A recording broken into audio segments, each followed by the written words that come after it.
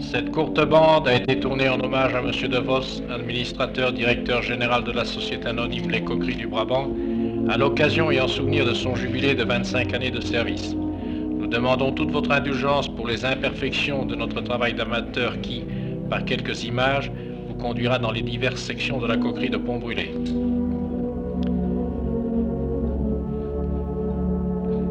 Notre coquerie est située en bordure du canal de Willebroek, au hameau de Pont-Brûlé, commune de Grimberg.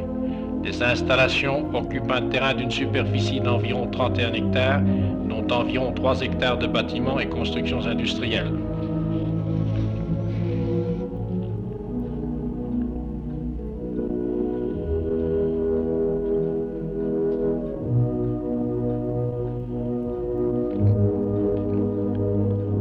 Cette vue panoramique, prise du haut du bâtiment des bureaux, nous montre successivement la tour à charbon, les fours, le bâtiment du triage coke et des chaudières, et une vue d'ensemble des sous-produits, usine à sulfate et benzol, et se termine par le quai des sous-produits au canal. Notre visite filmée, suivant scrupuleusement le plan comptable, suit les différentes phases de la carbonisation, le coke, la récupération des sous-produits, pour finir avec quelques vues sur les services auxiliaires. Le charbon nous arrive principalement par voie d'eau, en provenance des divers bassins houillers réputés pour la qualité de leurs produits. L'appontement charbon développe 125 mètres. 4 grues roulantes à grappin se meuvent sur ce quai, chacune d'une capacité horaire nominale de 100 tonnes heure.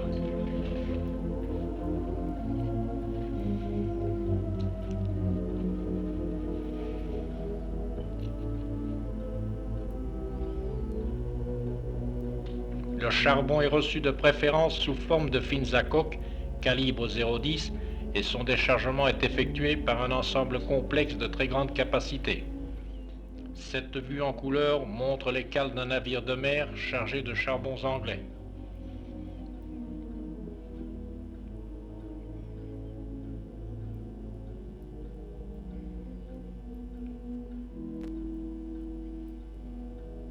Les grues à charbon, dont les grappins ont une capacité de 2500 litres, ont une portée de flèche de 11,5 m et une hauteur de levée de 14 mètres.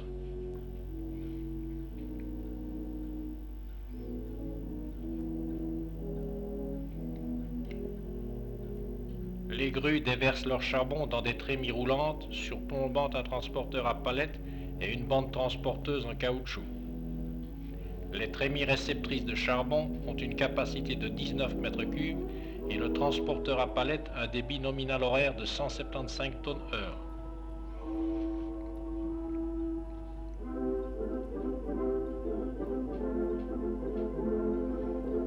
L'emplacement réservé au stockage des charbons a une capacité de 40 000 tonnes.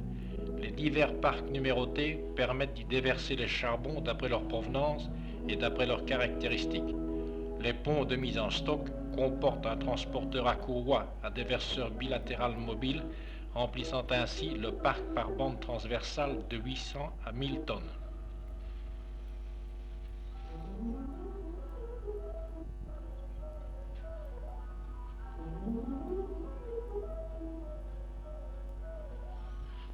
Les différentes sortes de charbon sont reprises hors du parc par 3 ponts roulants équipés de trémies avec distributeurs, surplombant d'une ligne de transporteurs longeant la partie est du parc à charbon. Ces 2 transporteurs débitent dans une fosse au bas de laquelle 2 distributeurs à tiroirs régularisent le débit sur les élévateurs.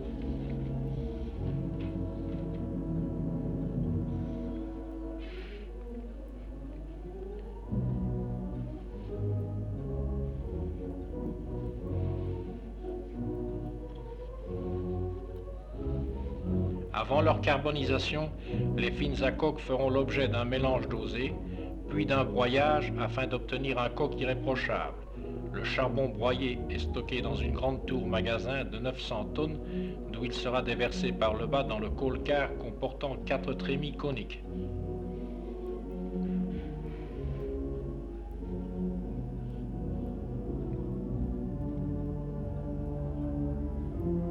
Les fours à coque sont des chambres parallélipédiques en réfractaire, accolées l'une à l'autre en batterie. Le remplissage des fours se fait au moyen du coal car qui voyage longitudinalement sur le dessus de la batterie et vient s'arrêter successivement au-dessus de chacun des fours pour les remplir de leur charge de charbon. Ces machines ont une capacité totale de 25 mètres cubes et une vitesse de translation de 60 mètres minutes. Elles sont équipées d'un mécanisme agitateur pour en faciliter la vidange.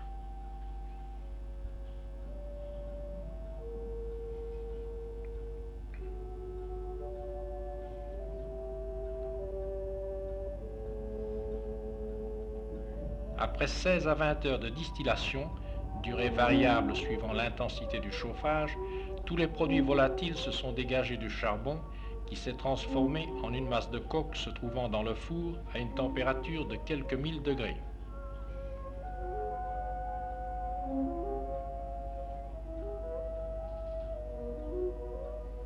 À ce moment-là, on ouvre les portes du four. À l'arrière, cette opération se fait avec l'arrache-porte montée sur la défourneuse. À l'avant, c'est le guide-coque qui fait la même opération. La défourneuse cumule les opérations de défournement, de repalage, d'extraction des portes par effacement et de translation générale. Chaque mécanisme est mu indépendamment par un moteur spécial. Après l'enlèvement des portes, la défourneuse, au moyen de son bouclier, refoulera le saumon de coque complètement hors du four.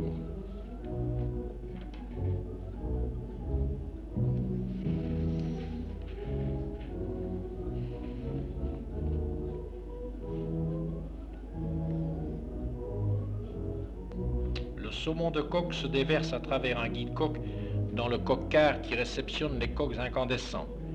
Ces coques-cars sont remorqués par des locomotives électriques. Les portes de déchargement sont à ouverture pneumatique par moitié.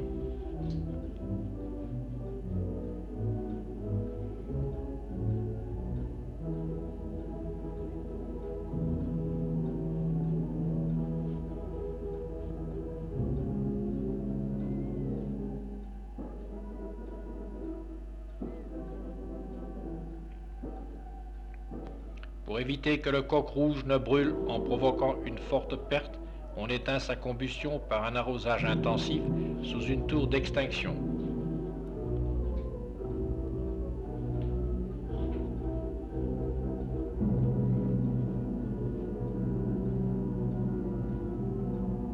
Nous avons voulu montrer ici une vue d'ensemble de la nouvelle batterie de fours en construction réalisée par la Compagnie Générale de Construction de Fours de Montrouge, France.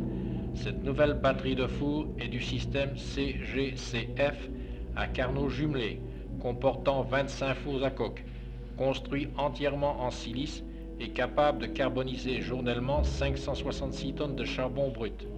Les fours sont du type compound, susceptibles d'être chauffés indifféremment au gaz pauvre de gazogène ou au gaz riche de fours à coque. Ils sont prévus pour l'alimentation Underjet au gaz riche. La batterie est édifiée sur la dalle en béton armé existante sous les fours de l'ancienne batterie de 30 fours SOC. Les fours auront les mêmes dimensions que ceux de la batterie UCB, soit une longueur utile de 12,4 m sur 410 cm de largeur moyenne et une hauteur totale de 4,550 m après dilatation. Ils seront équipés de portes automatiques type Wolf et un nouveau guide-coque est prévu pour desservir la batterie. La batterie sera prête à être préchauffée à partir du mois de mars 1959 et à réaliser les premiers enfournements le 1er juin 1959.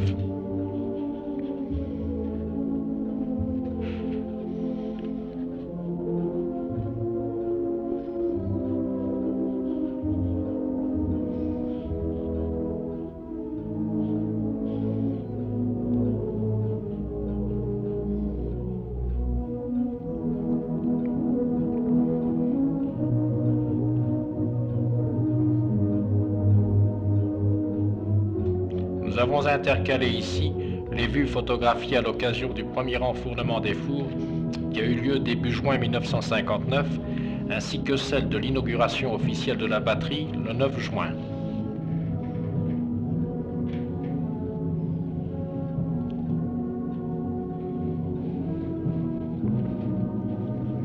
La batterie, dont la construction et l'achèvement ont ont été réalisés dans les délais fixés, avait été habillé de couleurs rutilantes pour fêter sa mise en exploitation.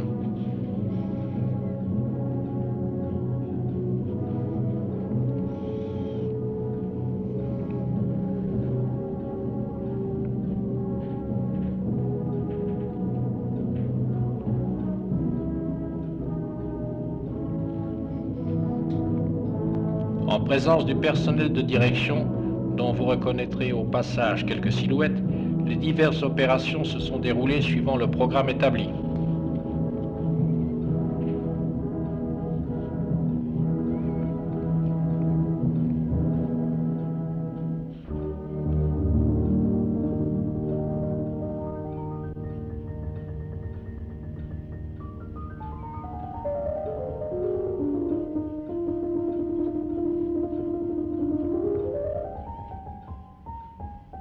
Même notre chef électricien passe l'inspection du nouveau barillet et de ses larges passerelles.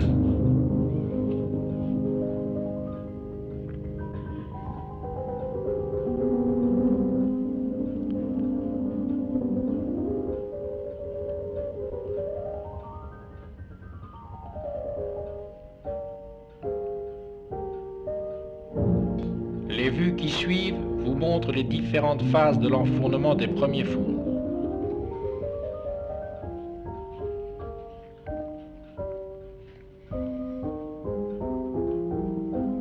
Ces opérations sont généralement assez lentes du fait de la nécessité de nombreuses vérifications diverses qui s'imposent toujours pour des premières manœuvres. Tant notre personnel que celui de la compagnie des fours s'intéressent à ce spectacle.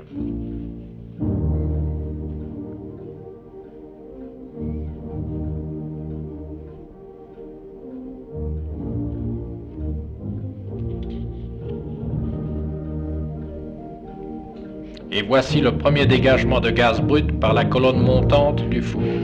La technique réglementaire consiste à envoyer au même moment le gaz brut de 3 ou 4 fours dans le barillet et à purger ainsi celui-ci jusqu'à l'entrée des condenseurs primaires.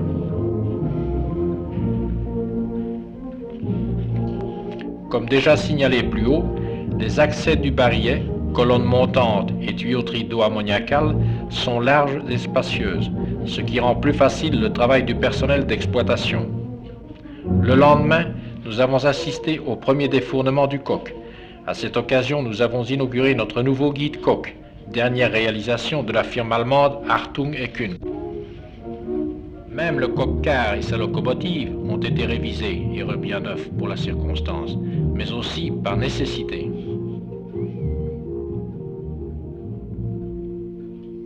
Et voici ce qu'on peut appeler le clou du spectacle. Une visite de diverses notabilités politiques et industrielles avait été organisée avant l'occasion de l'inauguration de la batterie française. Même la télévision belge y était. À retenir tout spécialement de cette cérémonie, la magnifique réception à la cantine et le non moins succulent banquet aux messes, certains de nos amis s'en rappelleront avec plaisir. Le coq, après extinction, est déversé sur le quai d'étalement. À remarquer le bel aspect de notre coq. Il répond aux conditions les plus sévères des métallurgistes et des industriels, et sa haute réactivité en fait le combustible domestique par excellence. À partir du quai d'étalement, où il est très souvent contrôlé par les responsables de la fabrication,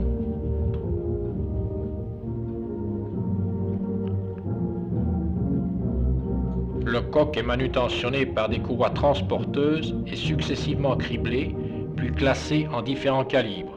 Les ateliers de criblage renferment également les cribles de reprise de stock et les appareils de concassage.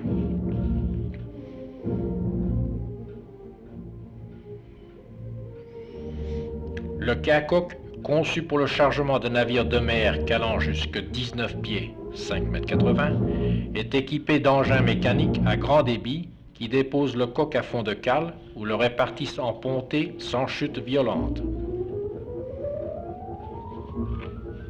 Notre appontement, long de 56 mètres, porte une voie de roulement où se meuvent deux appareils de chargement capables chacun de 70 tonnes-heure.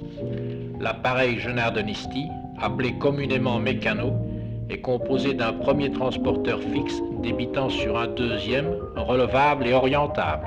Ce deuxième transporteur est terminé par un chenal orientable pour atteindre une surface maximum de chargement.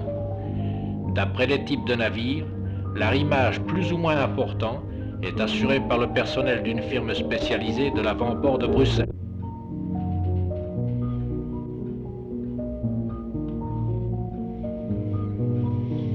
Un deuxième appareil, descenseur 15 scope, est surtout employé pour le remplissage des cales. Il est constitué d'un transporteur à courroie, à la tête duquel est suspendue une gaine verticale où se meuvent des palettes entre lesquelles le coq accumulé descend à faible vitesse jusque près du fond des cales. L'ensemble est articulé dans le sens vertical et se relève pour suivre l'avancement du chargement.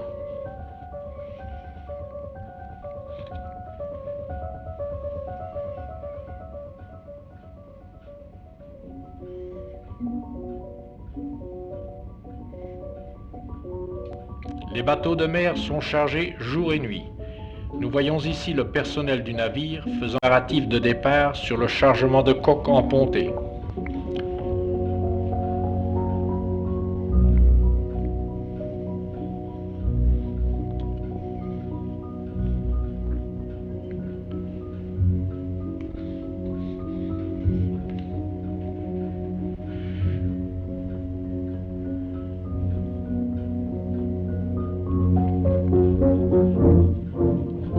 Les expéditions par fer pour l'intérieur se font très facilement.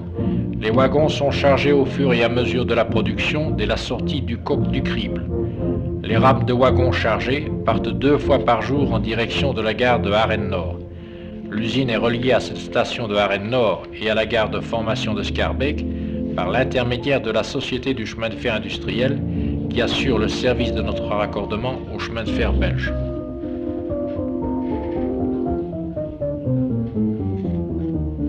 Le gros coq provenant des cribles à rouleau, pouvant cribler à 60 ou 80 mm, est dirigé en principe sur une sole tournante où sont éliminés les incuits destinés à être concassés. Après passage sur cette sole, le gros coq peut être chargé directement sur wagon par l'intermédiaire d'un descenseur à courroie à chevron. Il peut également être dirigé vers le chargement des bateaux au canal ou vers les parcs de stockage.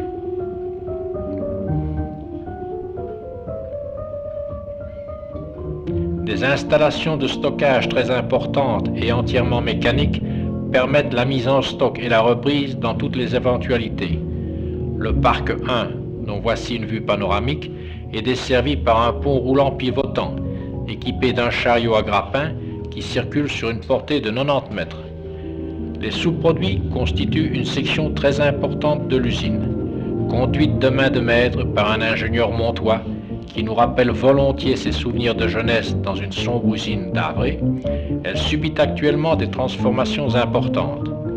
Le gaz brut est refoulé, après extracteur, vers une série d'appareils qui le débarrassent successivement du goudron, de l'ammoniac, du benzol et du soufre.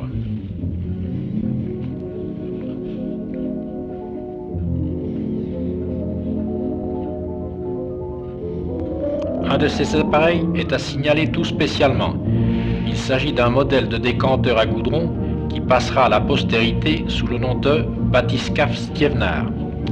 Les eaux goudronneuses venant du barillet des fours sont amenées dans des décanteurs à double fond incliné qui séparent à chaud, sans vapeur, des goudrons à moins de 5% d'eau.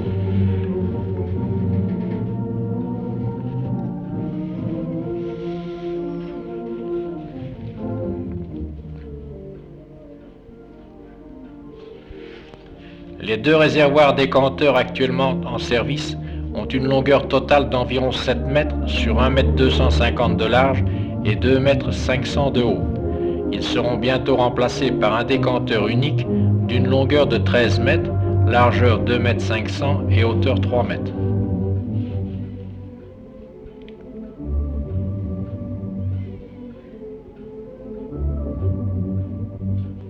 Au moment où cette séquence du film a été tournée, la condensation subissait une profonde modernisation. 3 nouveaux condenseurs primaires, type Coppers, sont en cours de montage, ainsi qu'une nouvelle installation de décantation de goudron. Certains réservoirs ont dû être renouvelés et c'est une de ces manœuvres que nous voyons en ce moment.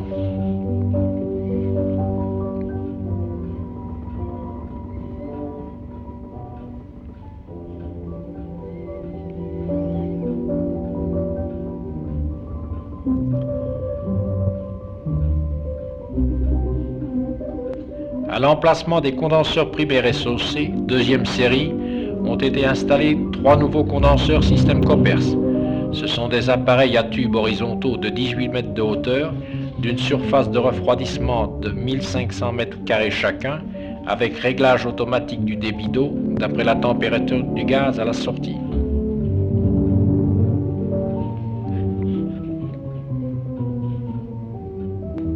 Notre personnel collabore également à cette modernisation.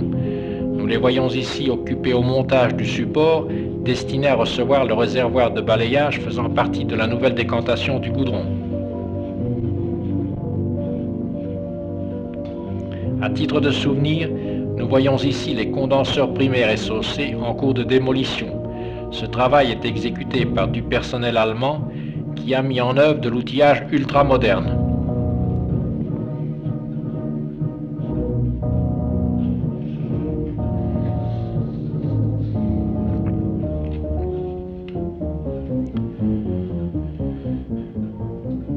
Après la condensation commence le lavage proprement dit du gaz, en contact direct avec des liquides à propriété dissolvante. Le gaz traverse d'abord les laveurs à ammoniac, qui sont constitués de tours remplis de clés en bois, puis dans des laveurs à benzol, où il est mis en contact dans des tours semblables aux précédentes, avec une huile spéciale de goudron appelée de débenzolage.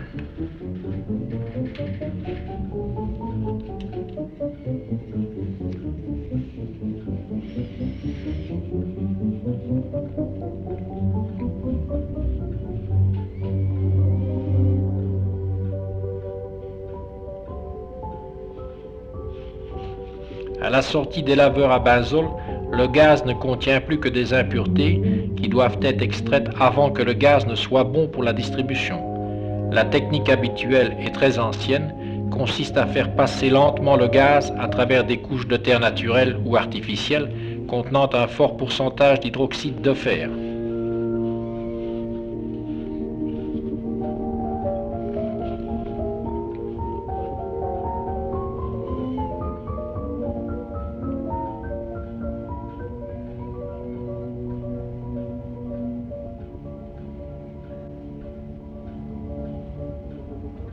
Dans l'usine à sulfate, entièrement modernisée depuis 1957, se trouvent installées 2 essoreuses continues de fabrication allemande.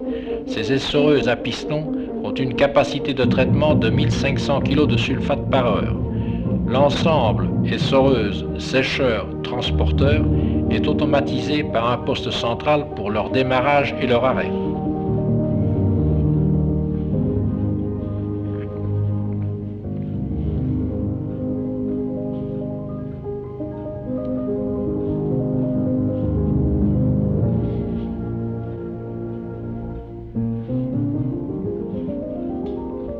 Les tanks à acide et le château d'acide alimentant l'usine à sulfate en acide sulfurique dilué. Ces réservoirs horizontaux ont une contenance de 35 mètres cubes chacun et le réservoir surélevé une capacité de 55 mètres cubes.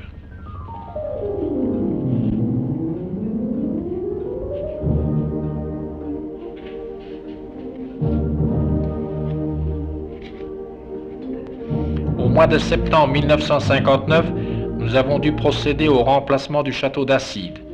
Le nouveau réservoir a été fabriqué et mis en place par la firme Lehmann de Mackelen, qui est parvenue, par la mise en œuvre de moyens de montage très modernes, à faire ces opérations dans un minimum de temps.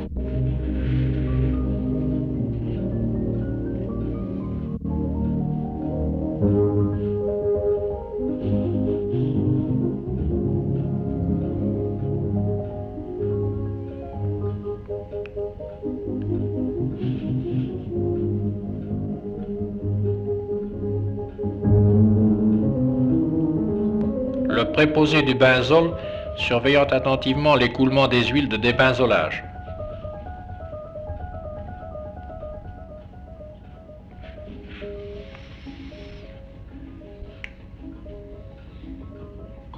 Dans les coqueries importantes, le benzol brut est encore rectifié et fractionné, fournissant ainsi le benzol moteur, enlevé surtout par les pétroliers pour le mélanger à l'essence.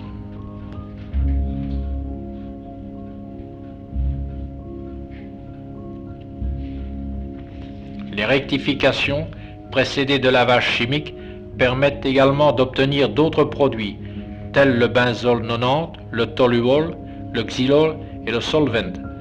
Ces divers produits peuvent être stockés dans une série de réservoirs dont nous voyons ici une vue d'ensemble.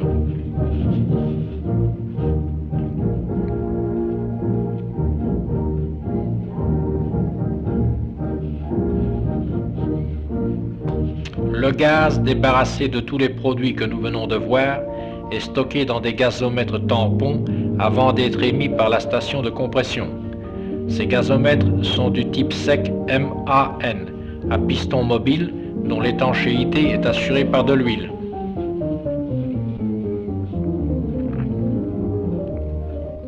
Les compresseurs émission refoulent le gaz vers les différents utilisateurs.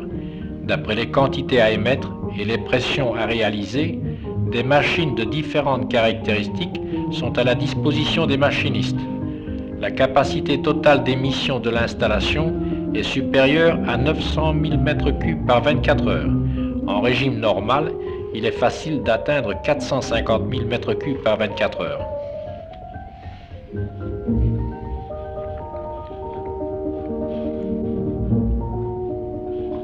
Nos installations de conversion permettent de transformer les gaz de pétrole liquéfié à haut pouvoir calorifique après vaporisation en un volume de gaz 17 fois plus grand, mais à pouvoir calorifique beaucoup moindre, servant lui-même de diluant, soit à du butane vierge, soit à du gaz de houille. Notre appareillage permet également la conversion de gaz de houille lui-même pour sa propre dilution.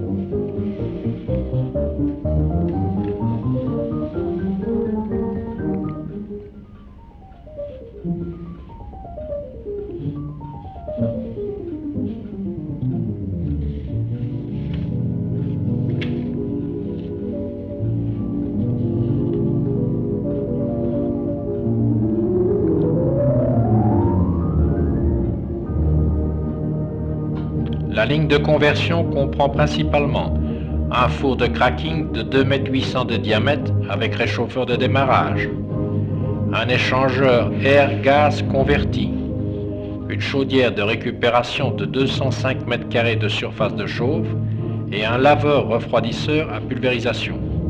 Notre équipement est entièrement automatique et pourvu des sécurités nécessaires à assurer sa marche en toute confiance sans la présence permanente de personnel.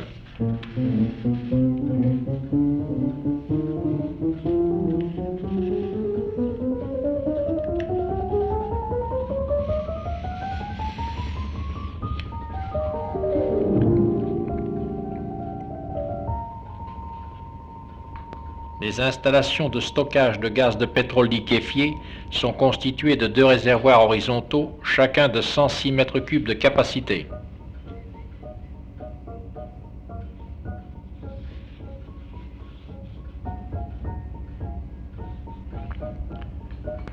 Pour couvrir les pointes d'émission de gaz requises en hiver, nous disposons encore d'une installation de stockage de fuel oil extra lourd, dont une certaine quantité peut être incorporée dans le charbon broyé avant enfournement. L'installation comprend 4 réservoirs avec serpentin de chauffage à vapeur et un dégourdisseur central permettant de débiter 5 tonneurs à une température de 60 degrés centigrades.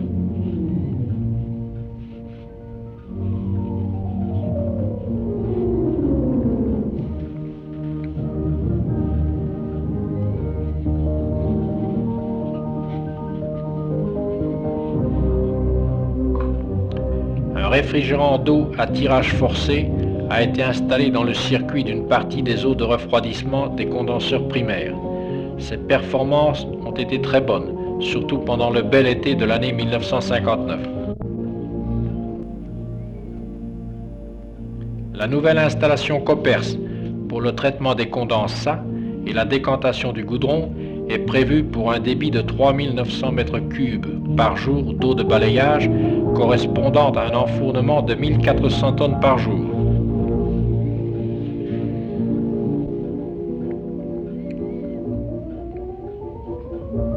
Les nouveaux laveurs pour l'extraction de l'ammoniac du gaz sont du type statique multicellulaire.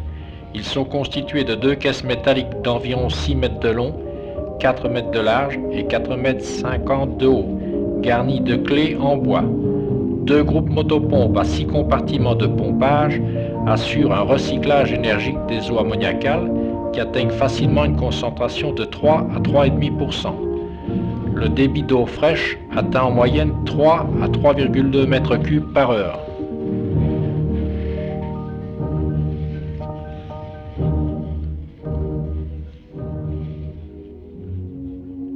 Au benzol ont été installés 2 échangeurs wheel-wheel en acier inoxydable, système breveté Rosenblatt à spirale. Diverses scènes complètent notre petit film et constituent un souvenir pour quelques membres de notre personnel. Un portrait de famille composé d'un contremaître et de ses 3 surveillants.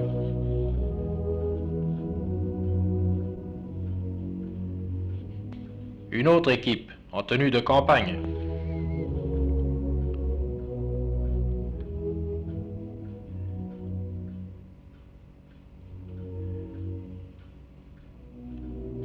Mordgat, son cheval et sa charrette faisant le service de la voirie.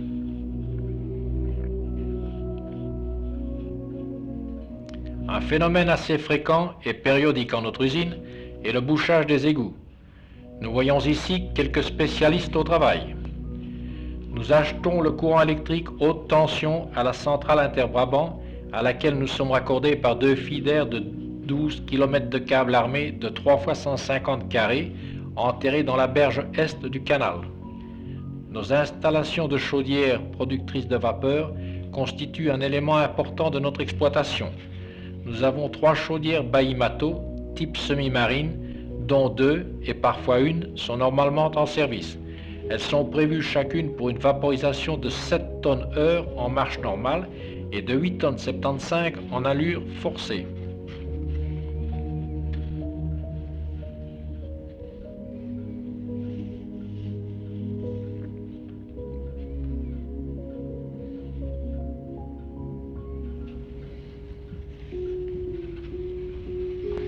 L'eau est prélevée, moyennant redevance annuelle à la Société du Canal et des installations maritimes de Bruxelles, au moyen d'une prise d'eau et de pompe. Après utilisation de l'eau du canal dans les appareils de refroidissement, elle retourne au canal, à la grande joie des pêcheurs, en eau chaude. Nous ne pouvons pas oublier de vous montrer une de nos 2 locomotives diesel qui assure tout le trafic intérieur des wagons dans l'usine. Notre locomotive diesel hydraulique Eno Sambre, de construction 1957, a une puissance de 300 chevaux et son poids en ordre de marche est de 32 tonnes.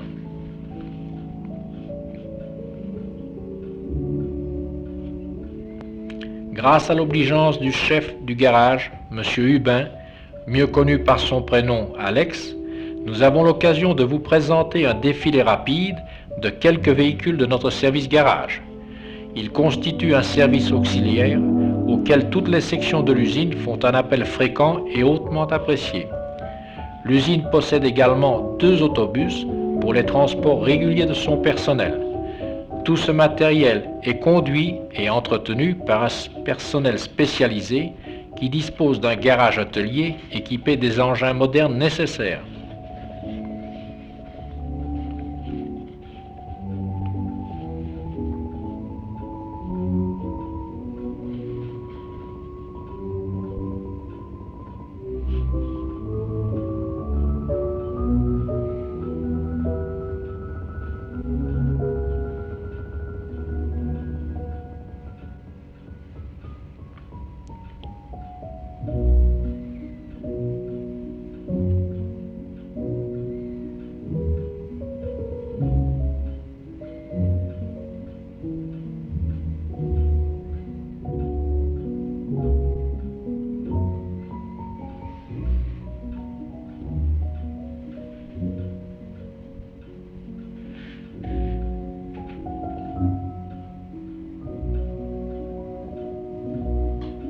Un des bureaux où règne souvent une atmosphère fiévreuse, c'est bien le bureau de dessin.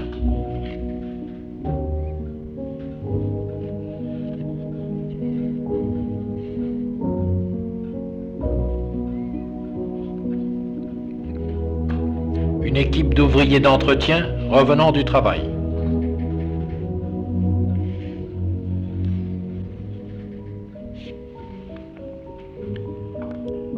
Panorama du jardin devant la cantine et les bains-douches. Cette vue vous permettra de juger qu'il ne fait pas malsain en notre usine et que la présence des fours, coques et sous-produits ne saurait avoir une action néfaste sur la santé des hommes ou des plantes.